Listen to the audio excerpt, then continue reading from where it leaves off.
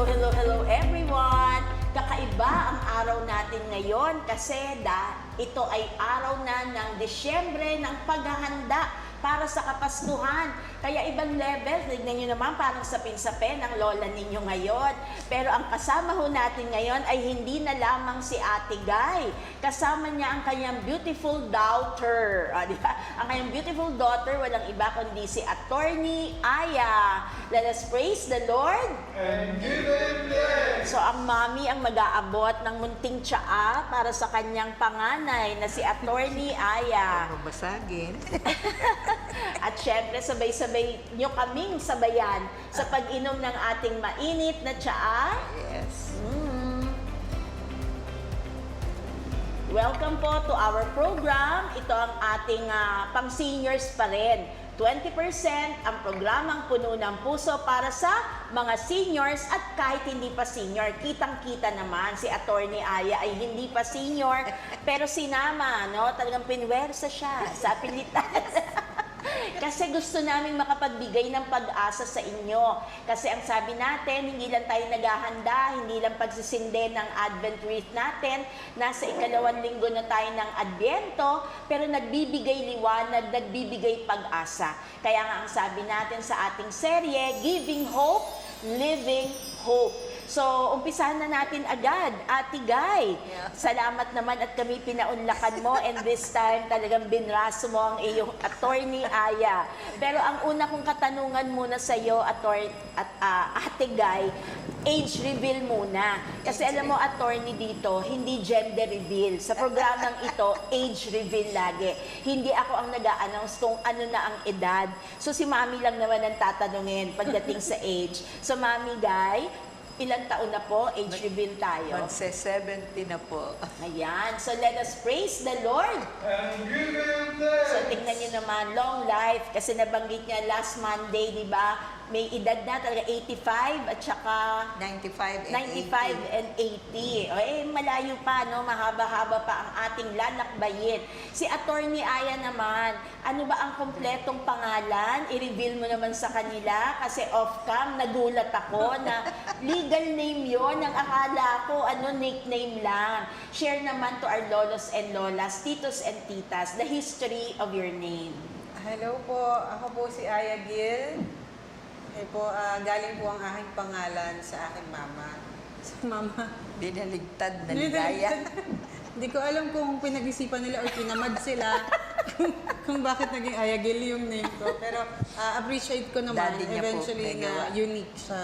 And yung mga kapatid ko din po, ganun din po yung mga pangalan. Ah, talaga? Mga So, ilan kayo magkakapatid? 6 po. 6. Baka pwede naman i-announce ang kanyang mga pangalan. Yes po, yung pangalawa po namin si Adri Deo, nanggaling po yung pangalan niya sa dalawang lolo, Adri and Deo po. Ay yung pangatlo po namin ay si Arlie. Si Arlie po galing po sa R for Rinaldo and Lee for Ligaya. Okay. Hindi naman ba? Kaya hindi pwede abutin ng 10, ano? Si Art Jano po ay galing po sa tito at sa lolo pa din. Si Anja Ray ay galing po sa Ray. And doon sa favorite team nila ng basketball nung dati po. Anong ang team yan? Añejo. Añejo. Oo. At tapos si Divine Grace po. So, talagang hanggang 6 lang. Kasi ang hirap mag-combine eh. No? Yung mga pangalan, mauubusan ng alphabet, ano? Pero lahat ba yan na may memorize mo pa, Ate Guy? Oo naman. Pinahirap.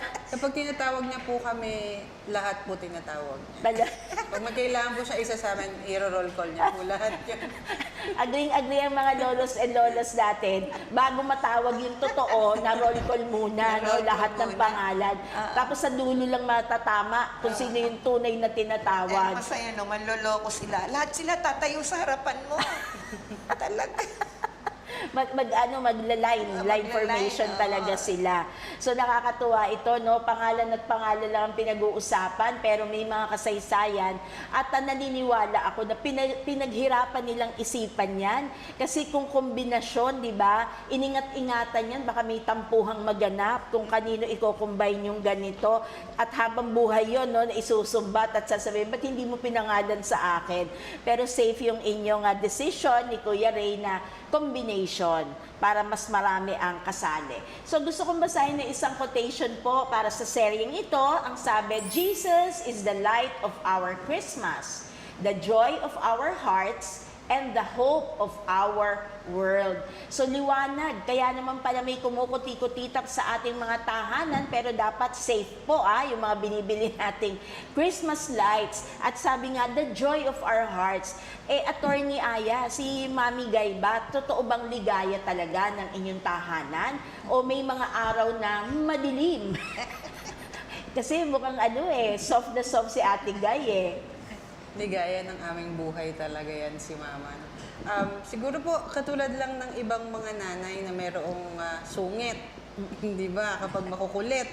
Ayun po. Pero yung pong sungit niya na yon, siguro po yun ay isang part na kailangan pong mangyari sa aming lahat para po kami umabot po sa kung nasaan po kami ngayon.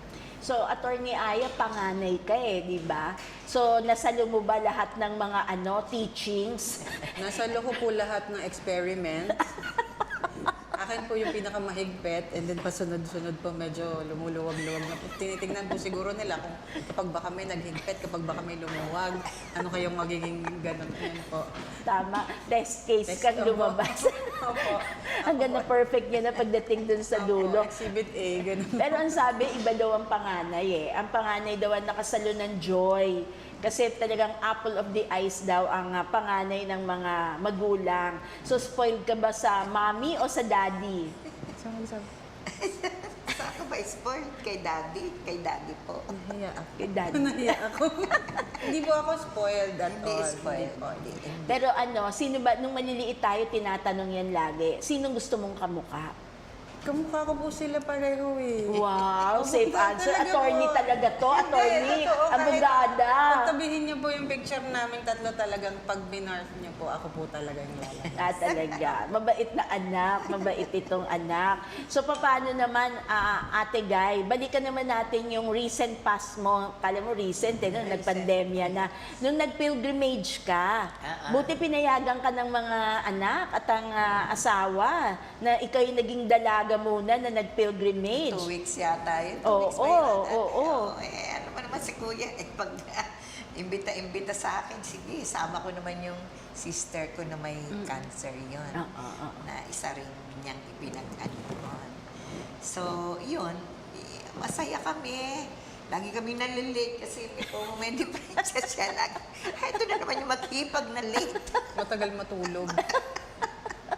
Pero maganda naman yung naging karanasan ninyo. Saan ba kayo nagbiyahe noon?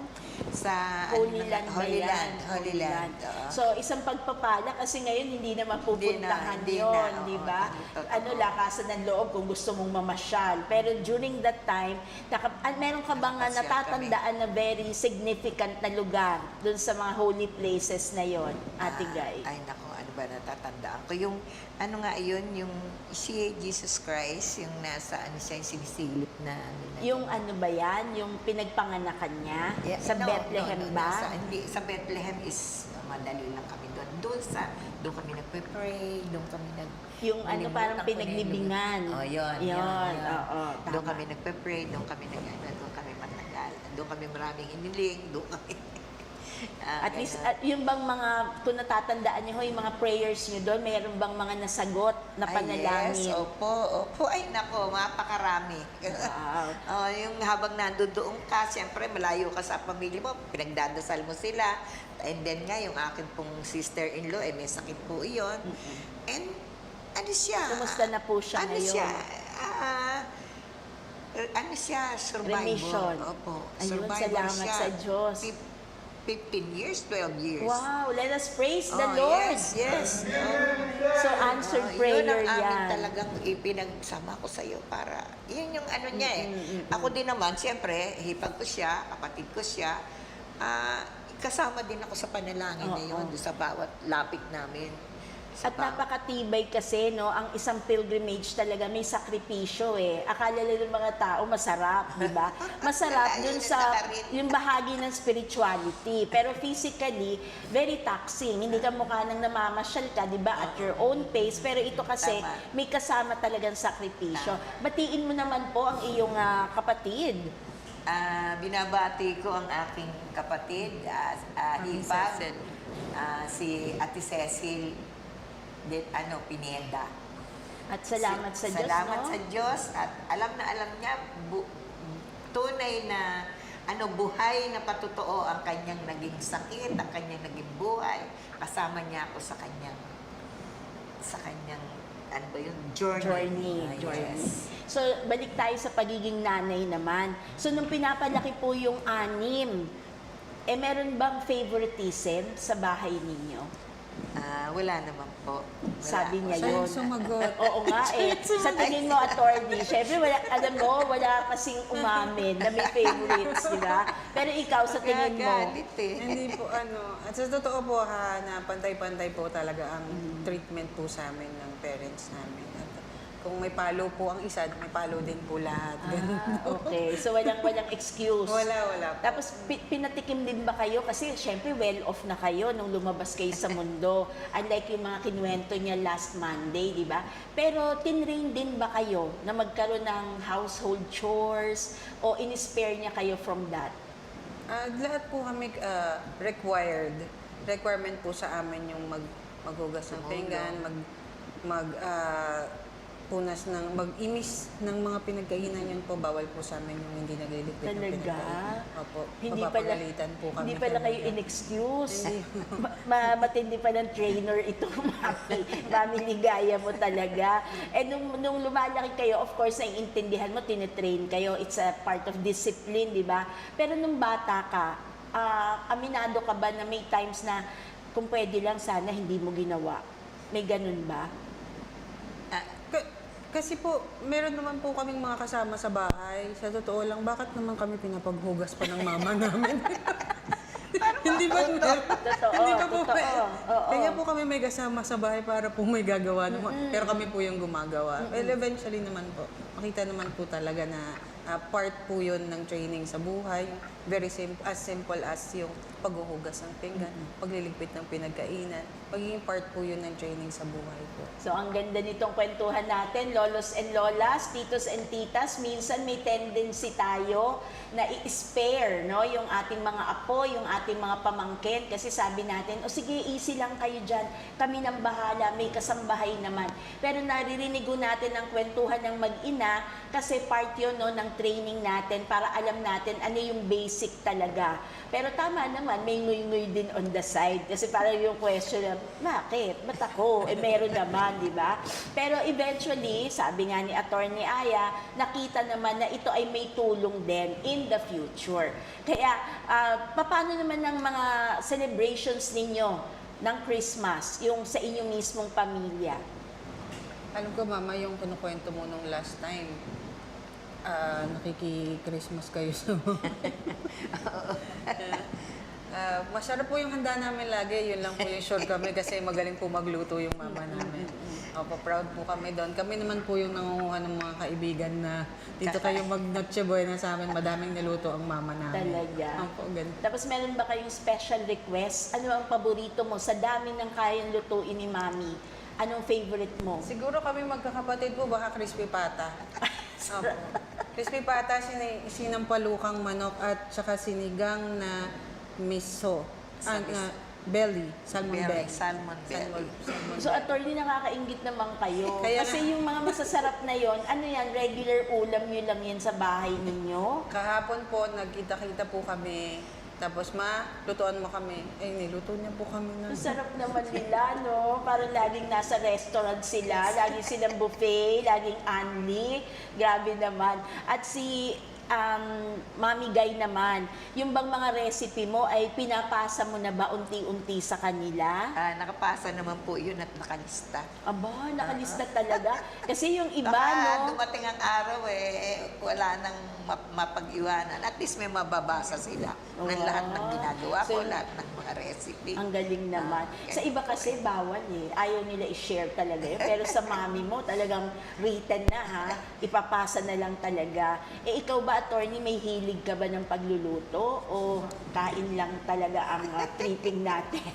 Nakakahiya po, pero to be honest, mahilig po ako kumain. Yun po. Magaling naman po akong tumikim. Siguro kung kung may maiko-contribute ako sa pagluluto, sasabihin ko na hindi kulang pa yan. Oo. Mga ganun Oo. po. Pero yung mismong pagluluto Sa po. mga kapatid mo, meron bang mahilig dun sa luto Yes part? po, opo. Meron. Halos lahat po sila. Oo. Ako lang po. Parang totoo na yata pag panganay. Ako lang po talaga Ibang level. Pero ano yun, malaking Paglutuan. pero malaking contribution yon kasi ikaw yung quality Tiga-tikim, control, opo. di ba? Na magsasabing, Tiga-tikim nila, teka opo. muna, mami, parang naiba yung recipe mo. So, ikaw ang may karapatan dun sa aspect na yon. So, tinatanong ko kanina, off kami, ang Mami Guy, mahigpit ka rin ba nung sa love life ng iyong mga anak? Ginaya mo ba ang tatay mo? Kasi noon, kailangan pa magtanan para magkatuluyan kayo ni Kuya Ray, di ba? Ganon din ba yung paraan na ginawa mo para sa iyong mga anak? Parang parehas din. Kasi late na rin siya nag-asawa. Oh.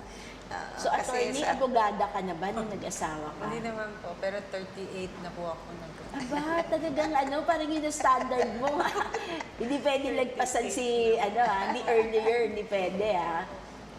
So, Ate Guy, ano bang pinangarap mo kay attorney? Talaga ba nung bata pa siya, sinabi mo na sa Diyos, Lord, gawin mo siyang abogada? Hindi naman po, hindi ako nanalangin ng kung ano man ang gusto nila. Ang sinunod ko po ay kung ano ang gusto nila, iyon. Hindi ako namilit na magganito ka, no. Kung ano yung nasa loob mo, na gusto mo, so iyon ang susundin mo.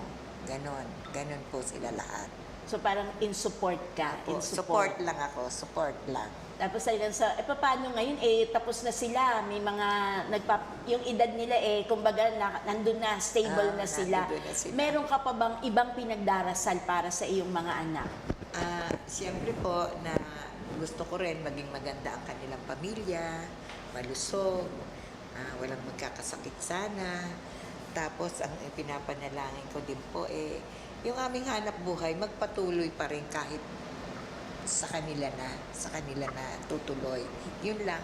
Sana meron talagang lehitimong magmana, mula pagluluto, pagpe-prepare ng at paglilista. So, attorney, hindi mo ba pinipigilan sila mami at si daddy na hanggang ngayon hands-on pa rin sila sa inyong negosyo?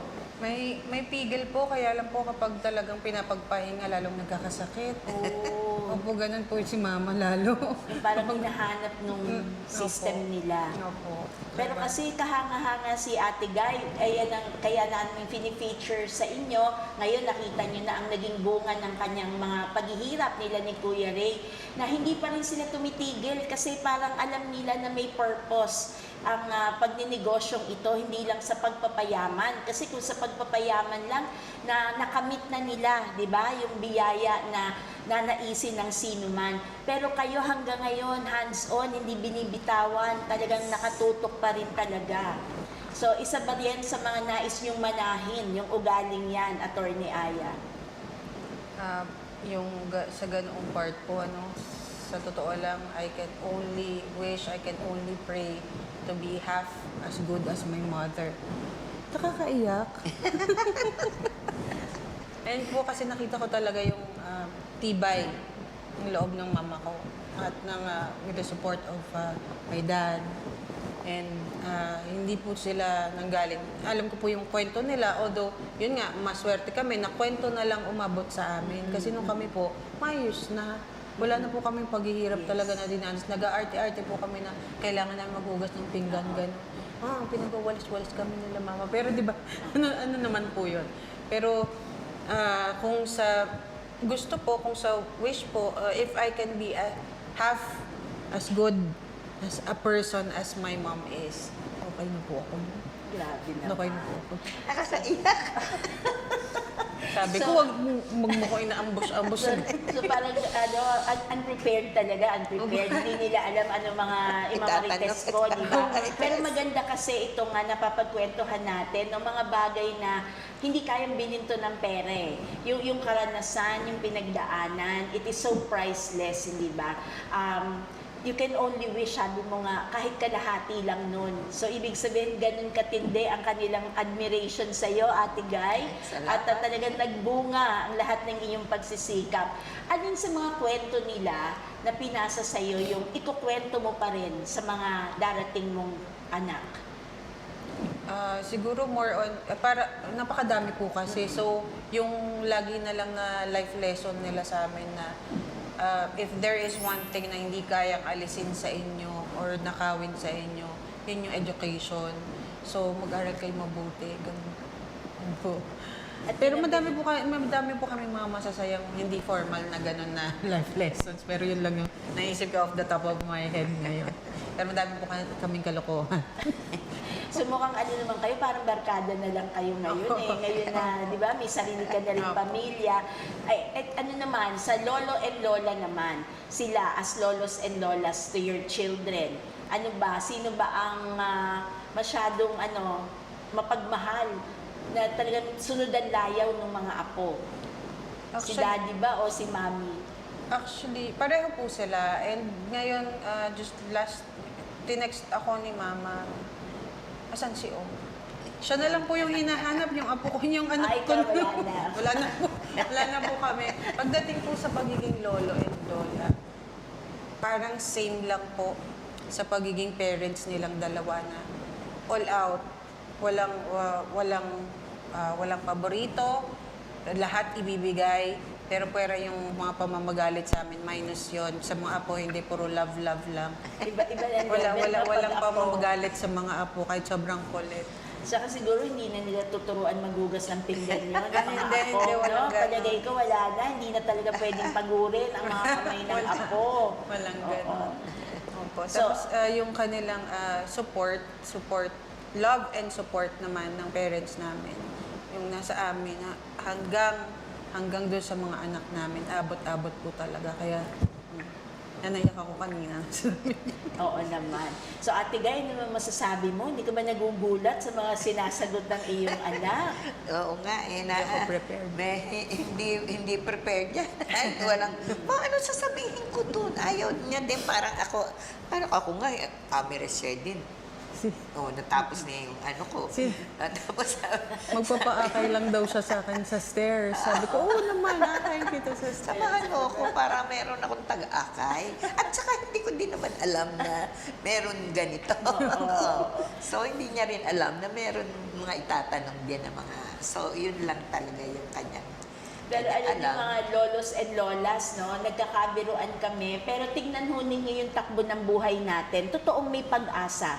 Kasi nung araw, syempre, ang tukod ng lahat ng mga anak, tulad ni Attorney Aya, ay ang kanyang magulang, si Mami Gaya at si Daddy Ray.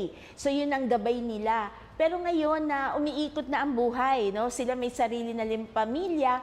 Pero ngayon naman, sila na ang tukod ni Ate Guy. Sabi nga ni Ate Guy, malakas pa naman. Pero kahit papano, para hindi mabuway, andyan ang kanyang anak na umaalalay at sumusuporta sa kanilang mag-asawa. Kaya ganun lang ho ang buhay natin, lolos and lolas. Tayo noong araw nagbibigay ng pag-asa at ngayon, ang mga tao sa paligid mo, sila na rin ang pag-asa natin pare-pareho. Kaya napakaganda na ang pinagdadaanan natin, hindi naman all the time saya lang. Siyempre, dumaan din tayo sa mga difficult times at isa yun sa na-appreciate ni Attorney Aya na hindi na nila nadaanan yon. Kumbaga, bunga na no? Na-harvest na ninyo yung bunga ng lahat ng pagsisikap at paghihirap ng kanyang mga magulang. So, Ate Guy, meron ka pa bang mga panalangin na hindi pa nabibigay ng Diyos? tingin ko, wala na eh. Kasi yung mga pinanalangin ko noon ay naibigay niya naibigay niya lahat at patuloy niyang ibinibigay. Kung ano man yung aking, Lord, kailangan ko to, o para sa anak ko, o, binibigay niya eh. Para lang kami ngang, magkapatid din na kakalakalabit ako pag may problema. Ganun lang ako eh. Ganun lang ako. So, Attorney Aya, hindi ba mahigpit si Mami yung pag-araw ng simba? Kasi nakwento niya yun nung Monday eh. Kahit nagninegosyo, naghahanap buhay, pero ang linggo, kailangan nagsisimba. Pinahirapan ba kayo sa aspetong yon? Opo, actually, yun din yung kagaya ng paghuhugas ng pinag. Gigising po kami dapat pag Sunday ng maaga. Kasi usually po pag Sunday, wala kaming mga pasok. At gigisingin po kami ng maaga, kakalansing. Magsipagkain, mag-breakfast na kayo at malalate na naman tayo sa simbahan. Ganun.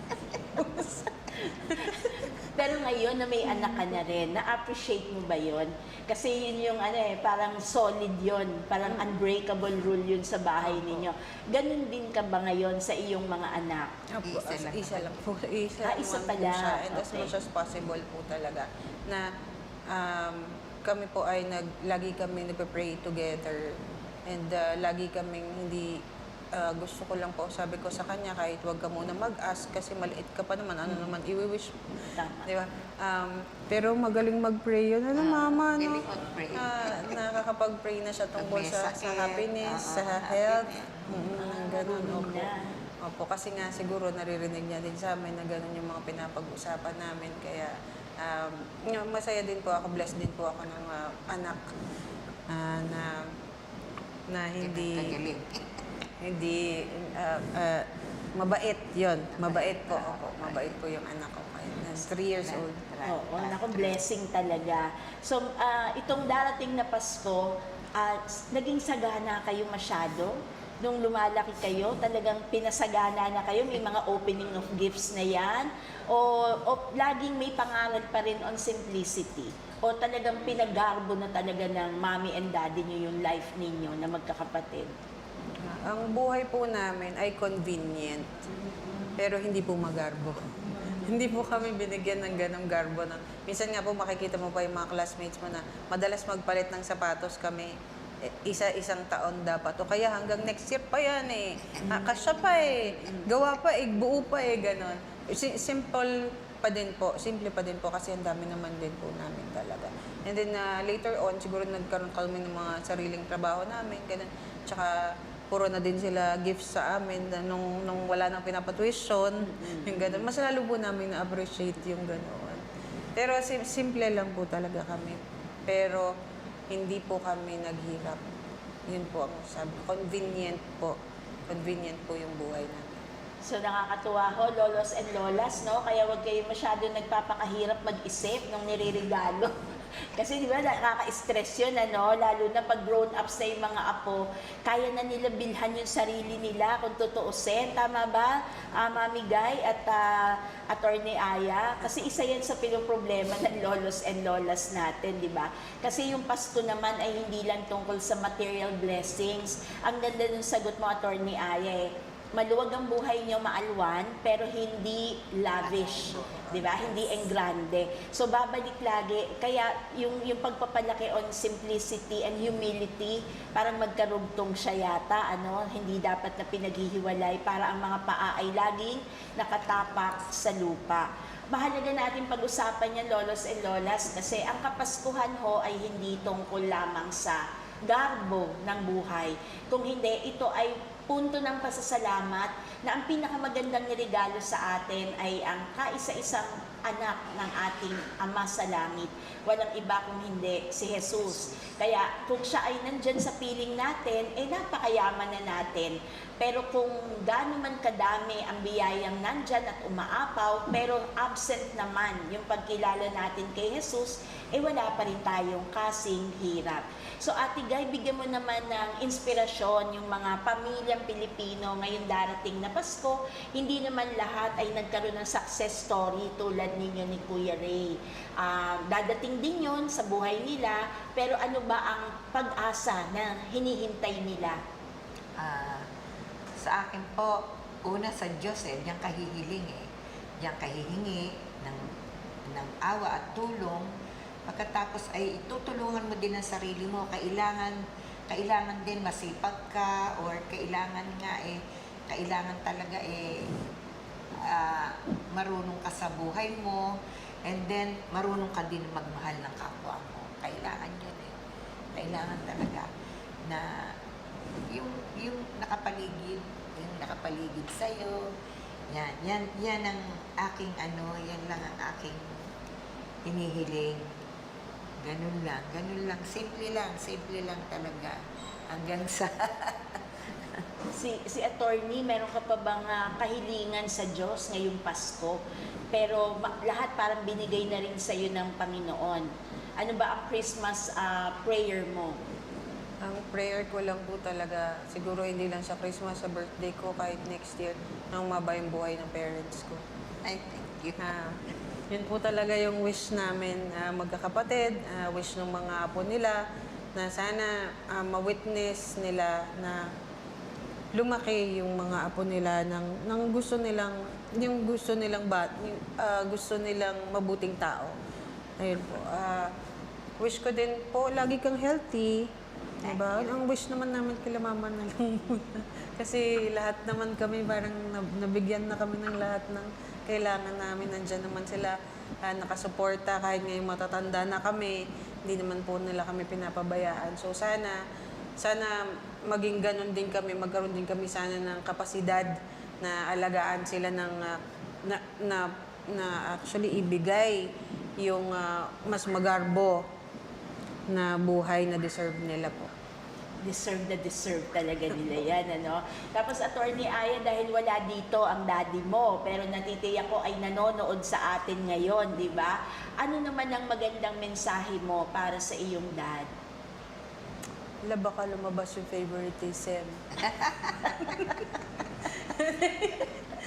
Daddy! Hi! Ba't hindi ka sumama dito? Sana damay-damay tayo, di ba? Dad, thank you po. Thank you so much for always being there for me and for ako talaga. Ako po talaga ang favorite ni Daddy. Ay, joke lang mga kapatid. joke lang po. Papapanood ko sa kanila Oo nga, yan. wag na. Thank you very much, Daddy, for always being there for us, for being our rock, mula pa po bata kami, si Daddy naman, kung si Mama tigahanap buhay, si Daddy tigahatid, si Daddy tiga-sundo, gawa ng mga hati po talaga sila ng effort sa buhay namin. So, Daddy, we appreciate you a lot, and we hope din na long life din, na sabay kayo ni Mama, ha? Sabay kayo ni Mama, matagal pa, mga 30 years pa. Kaya pa yun, 30. So, 100 years talaga yan. 100. Oh my God. Diba? Pag naman healthy, kaya yung 100. Amen. Oo. Diba? Para happy tayo lahat. Love you. Love you, Mama. So, napaka-sweet, ano? Hihingan ba natin ng mensahe ang sweet wife para kay Kuya Ray? Ano ba sasabihin ko? Daddy, sana humaba pa rin ang buhay natin. Ikaw ay maligtas ka rin sa mga karamdaman, napakadaing karamdaman na pinagdaanan. Pero awa ng Diyos, sa tulong ng Diyos, sa pagdarasal namin, nakakaligtas po siya. So, we love you, Daddy. Salamat sa pagtulong mo sa pamilya. Salamat sa pagiging, medyo, sa anak. Pero, okay lang. So, I love you. Salamat sa lahat. Ayun, yun lang.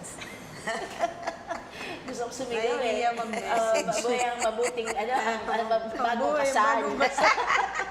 Vows pa. Alam ninyo, lolos and lolas, kaya natin ina-address, no? Kahit si Kuya Ray kasi wala siya dito, hindi natin kasama. Pero it takes two to tango, di ba? Sa pagpapalaki ng mga anak, sa pagpapalago ng negosyo, it's always a partnership. So kahit anong galing ng isa, kung hindi susuportahan ng isa, wala tayong maaabot sa buhay.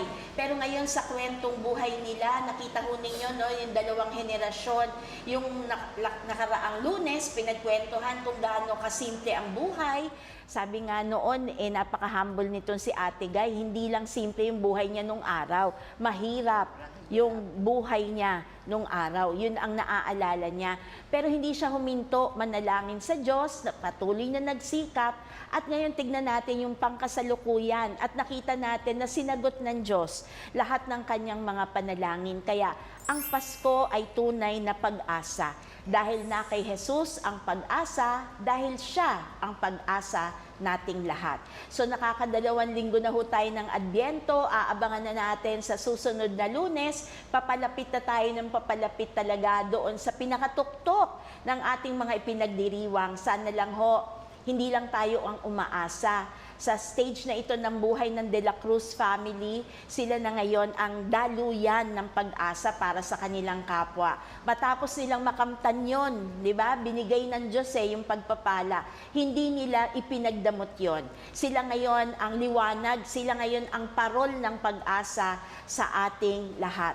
Kaya huwag magsasawa, huwag mauubusan ng pag-asa. So, attorney, pahingahin na natin ang iyong tsaa.